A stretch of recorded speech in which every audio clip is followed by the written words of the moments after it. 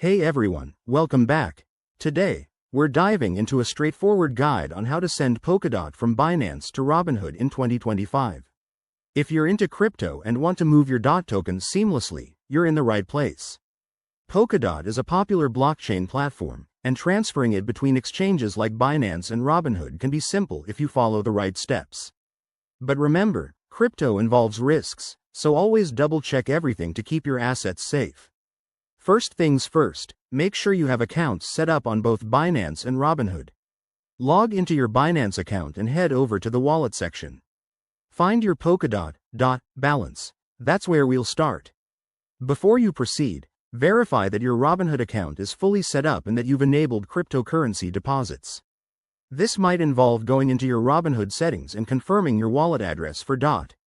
Now, let's get to the transfer. On Binance, navigate to the Withdraw option under your DOT holdings.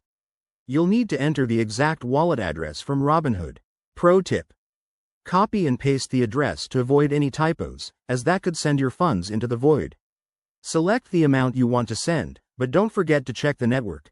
Polkadot usually uses its own blockchain, so ensure it's set correctly to avoid extra fees or failed transactions.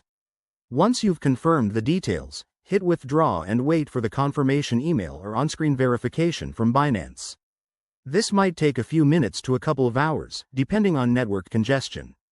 Head over to Robinhood and keep an eye on your account. You should see the DOT arriving soon. Always monitor transaction fees. In 2025, these can vary, so aim to transfer during off-peak times to save some cash. Wrapping this up, once your Polkadot is in Robinhood, you're good to go for trading or holding. Remember, stay secure by using two-factor authentication on both platforms. If you run into any issues, check the help sections or reach out to support.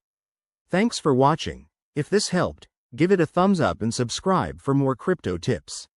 Let's keep building that portfolio smartly.